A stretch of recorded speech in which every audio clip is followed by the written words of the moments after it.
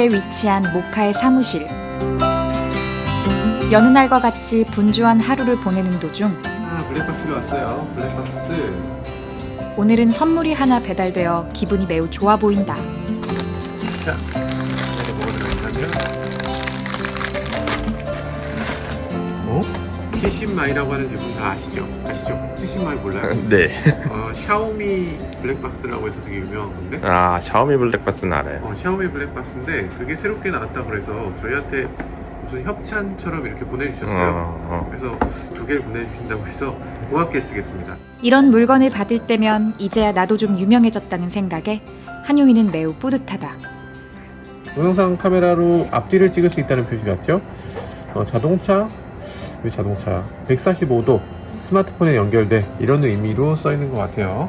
145도라는 아주 넓은 화각 그런 제품입니다. 어쩜 그리 아는 것도 많을까? 한용이는 생각한다. 1440p, 1080p 이렇게 녹화가 가능한 FHD급 그리고 FHD보다 조금 더 해상도가 높은 급 이렇게 두 가지로 저장이 되는 것 같습니다. 보면요 충돌 디텍션도 있네요. 앱으로 연결할 수 있다. 이런 것도 잘 만들어져 있는 것 같아요. 영어도 잘한다. 이렇게 생겼습니다. 블랙박스인데 이게 마치 카메라가 생겼죠. 블랙박스가 요즘은 점점 대형화 됐어요. 왜냐면 뒷면을 봐야 돼. 뒷면에 디스플레이가 있기 때문에 이 디스플레이 크기가 있어서 어쩔 수 없이 크기가 커지는 것 같아요. 그렇다고 한다. 저는 이런 것들도 되게 세심한 것 같아요. 보통의 블랙박스는 USB 포트로 되어 있지 않기 때문에 블랙박스를 실내에서 사용해 본다거나 이게 불가능하잖아요.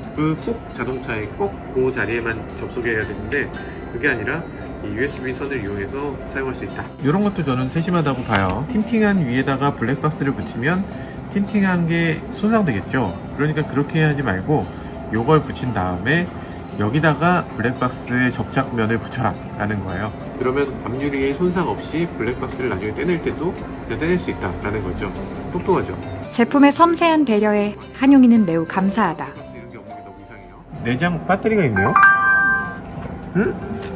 충분한 배터리가 있어. 보통 어지간하면 꺼질 때 잠깐 쓸 수 있는 정도의 배터리가 있기 마련인데 네, 그렇진 않네요. 보통은 배터리가 아니라 배터리라고 발음하는 것이지만 자막으로 커버해준다. 3개국이 되는데 터치가 아니네요. 터치인 줄 알았는데 터치가 아니었어요. 지대로 낚였다. 한국어가 있네? 한국어가 있는데 한국어가 아니라 한국아라고 돼 있네요. 매일 안전한 주행을 지켜드립니다. 조금 어색하죠? SD카드를 삽입하십시오. 우리나라 말이 나오네요. 국산 블랙박스도 블랙박스 이렇게 안 나오잖아요. 되게 신선한데? 영어를 잘하는 한용이지만 막상 한국어를 들으면 반가운 마음이 드는 건 어쩔 수 없다. SD카드를 포맷하십시오. 왜 이렇게 잘 되지? 포맷 성공.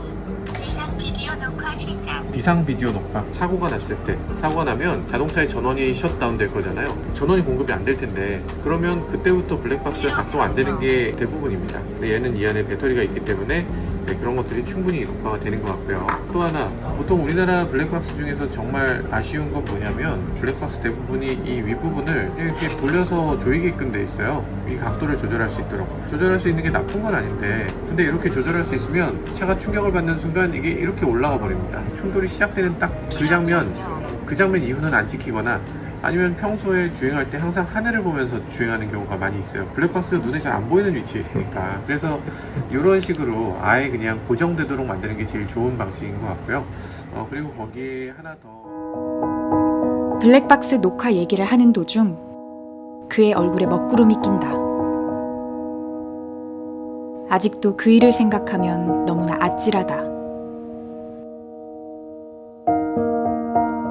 갑자기 모카의 PD 넘버 3가 당한 사고 이후로 사고 당시 블랙박스의 중요성을 누구보다 잘 알게 되었다고 한다.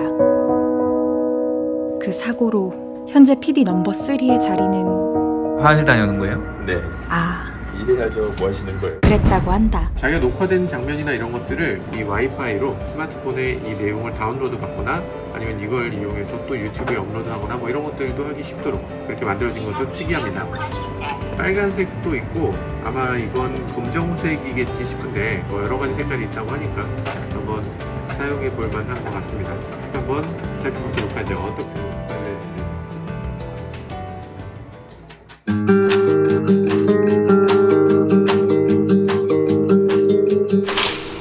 오늘 설치를 도와줄 한용이의 에마. 테슬라 모델 3이다.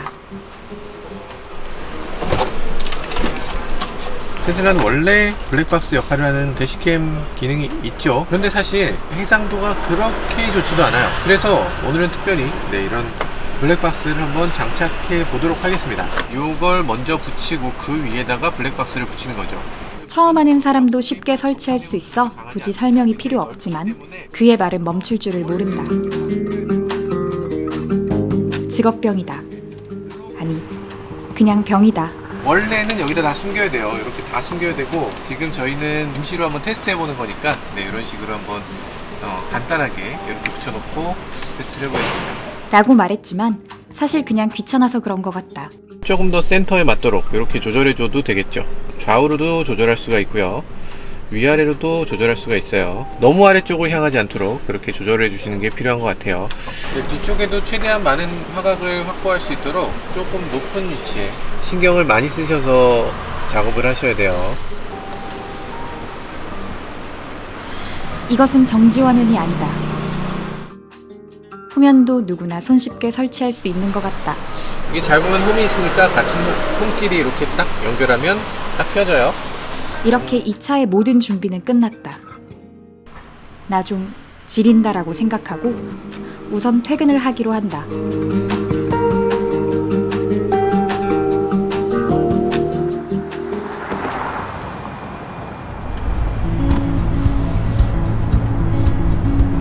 완전히 깜깜한 밤이에요. 광공해가 가장 많은 지역이라고 하는 삼성역입니다. 이런 지역에서도 지금 번호판이 식별이 되시나요? 움직이는 차의 번호판은 제대로 식별이 아마 안 되실 것 같고요. 저하고 같은 속도로 달리는 차의 번호판은 식별이 될 겁니다.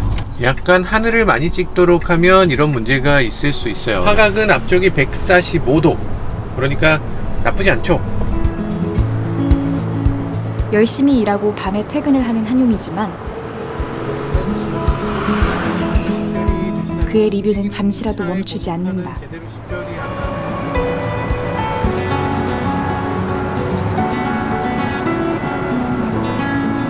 차를 좋아하는 한용에게 이 블랙박스가 오래오래 그의 차를 지켜줄 것이다.